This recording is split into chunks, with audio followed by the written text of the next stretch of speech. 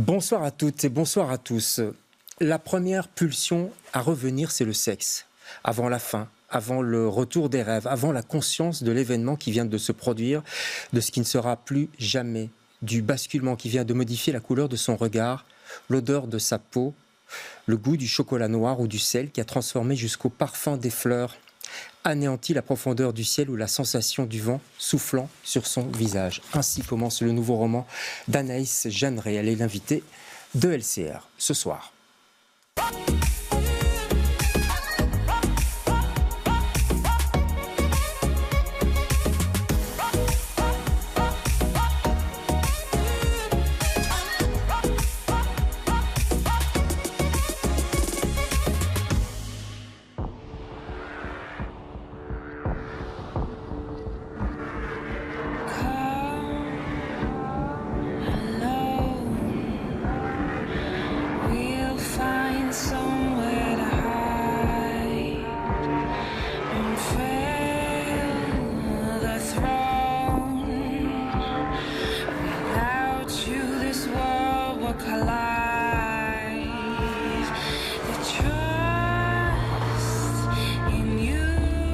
Tu fais quoi en Sicile? J'attends mon copain. Je suis chez sa mère.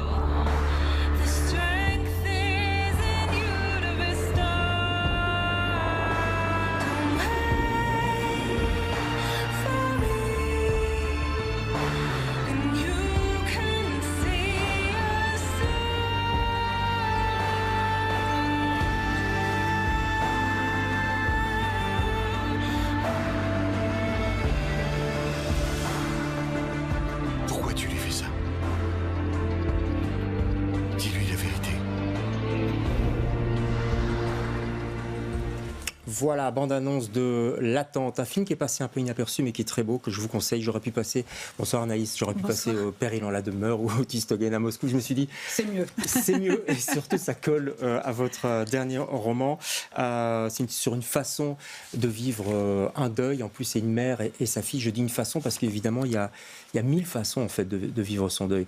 Et vous montrez une des façons. Parce qu'il y a une façon par personne, si je puis m'exprimer ainsi presque. Oui, la chose qui est commune, c'est la façon dont on est percuté par un événement de ce type.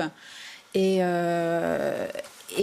l'obligation de se reconstituer et de réinventer, dans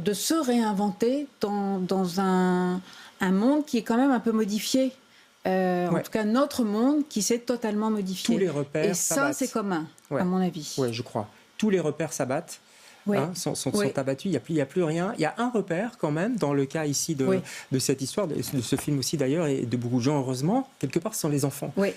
Qui donne une obligation en plus. C'est très important parce que c'est un lien d'amour très fort, évidemment, mais c'est un lien qui oblige. C'est-à-dire que, en l'occurrence, mon personnage, Mila, qui a cette petite fille de 5 ans, elle pourrait se laisser couler si elle n'avait pas sa fille.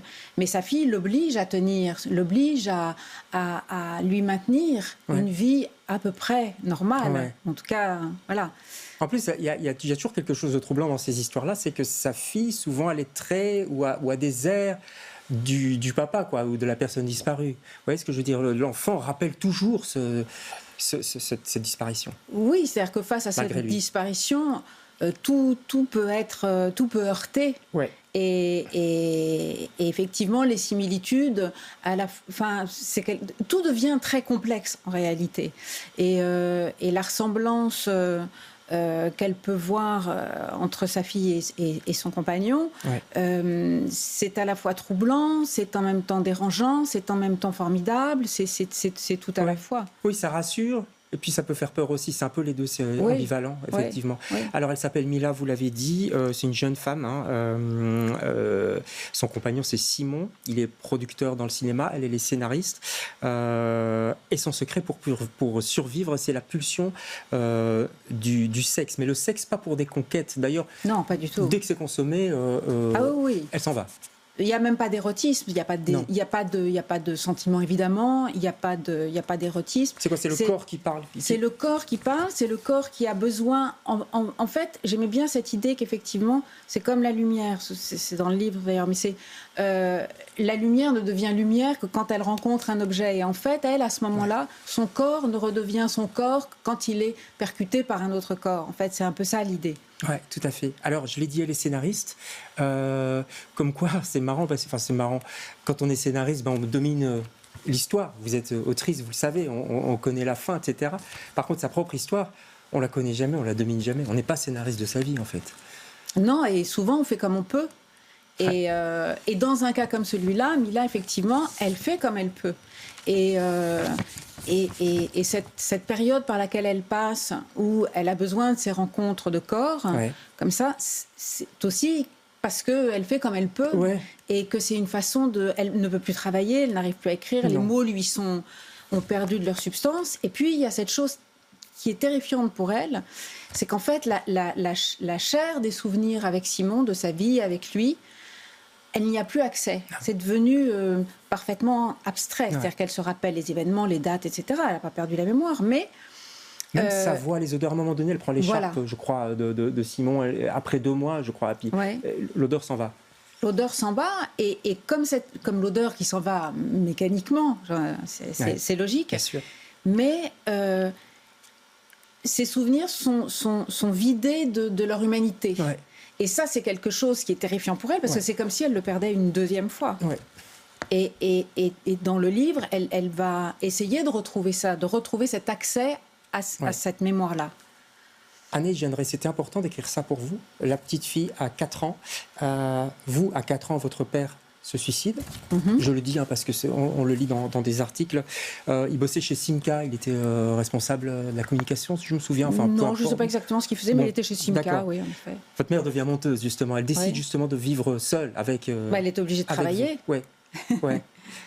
C'est un peu Mila, votre maman, enfin, je veux dire, vous avez mis de quelque chose d'elle ou pas du tout? Non. Je me suis servi d'une expérience personnelle qui est une perte avec effet d'écho. Double écho. On peut le dire, donc Jean Drucker, qui était le papa de Vincent, de votre fils, lui disparaît quand Vincent a aussi 4-5 ans, je crois. Voilà, c'est-à-dire qu'en fait, au moment où le père de mon fils meurt, mon fils a à peu près l'âge que j'ai quand mon père, à moi, est mort. Et c'est vrai que c'est très troublant et c'est très interpellant, en fait, ce parallèle entre ces deux situations. Le destin s'enroulait, quoi. Oui. Non ? Et c'est vrai que ça frappe dans tous les sens du terme. Je veux dire, ça frappe parce que c'est très violent, mais ça frappe parce que c'est quand même troublant, quoi. Et effectivement, à un moment donné, j'ai eu plus qu'envie, j'ai eu besoin d'écrire ce livre. Pourquoi maintenant ? Parce que ça date quand même. Oui, ça date, mais parce qu'il m'a vraiment fallu beaucoup de temps pour mettre la juste distance entre la réalité vécue et la liberté romanesque. Et en même temps, c'est un roman. C'est-à-dire que voilà, je parle de quelque chose que je connais de l'intérieur, mais j'en ai fait un roman. C'est fou, le temps qu'il faut pour parler des traumatismes, enfin tous les traumatismes. On le voit bien maintenant en ce moment avec les paroles qui se libèrent, les paroles des femmes. Parfois on le reproche de mettre du temps avant d'en parler, mais non, il faut du temps, on ne parle pas comme ça. Ah non, c'est un processus normal. C'est-à-dire que dans un premier temps, on se protège en mettant un peu un gros chiffon dessus. Et puis petit à petit, les choses sont là et puis là, c'était important d'apporter la part de romanesque et de liberté, vraiment d'écriture. C'est pas de l'autofiction. Non. On comprend, quand on connaît un peu votre vie, qu'il y a un peu de vous, mais c'est pas de l'autofiction. Il y a du romanesque qui vient, il y a une couche de romanesque qui vient. Vous dites que c'est important, pourquoi ? Pour vous protéger aussi un peu ? Le romanesque ? Oui.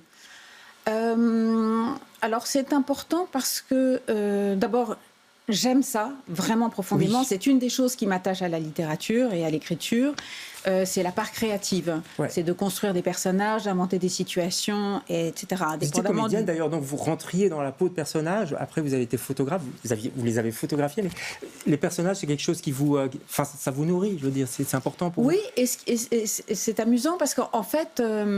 Quand j'écris, je me plonge dans les personnages comme un comédien se plonge dans le personnage qu'il interprète. Alors là, évidemment, quand on écrit un livre, on se plonge dans plein de personnages, mais il y a un processus qui n'est pas totalement différent dans les deux cas.